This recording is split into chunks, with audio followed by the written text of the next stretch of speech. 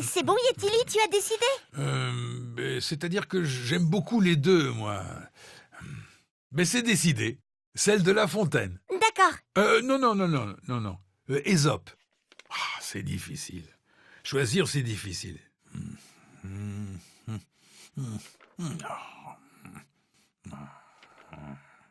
C'est bon, Yetili a enfin choisi. Il va lire... C'est à toi. Ah oui, pardon.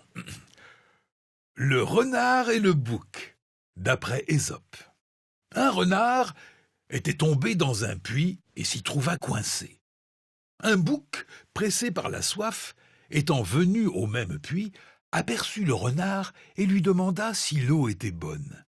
Le renard, faisant contre mauvaise fortune bon cœur, fit un grand éloge de l'eau, affirmant qu'elle était excellente, et il l'engagea à descendre. Il devrait se méfier, le bouc. Le bouc descendit à l'étourdi, n'écoutant que son désir.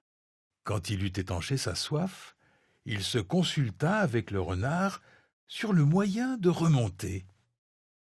Le renard prit la parole et dit « J'ai un moyen pour peu que tu désires notre salut commun. Appuie tes pieds de devant contre le mur et dresse tes cornes en l'air. Je remonterai par là, après quoi je te remonterai toi aussi. » Oh, je suis désolée, Yetili, j'avais plus de batterie. Ça a coupé d'un coup.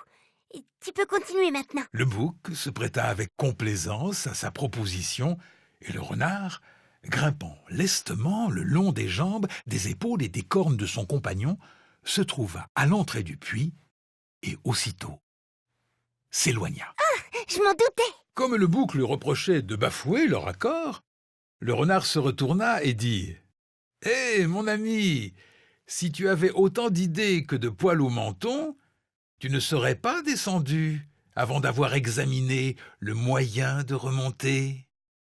C'est ainsi que les hommes sensés ne doivent entreprendre aucune action avant d'en avoir examiné la fin. » Bah oui, il aurait mieux fait de réfléchir, le bouc, avant de descendre.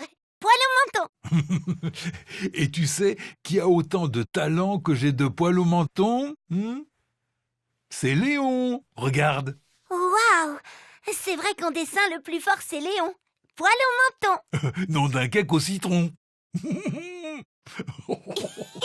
Merci, Yetili.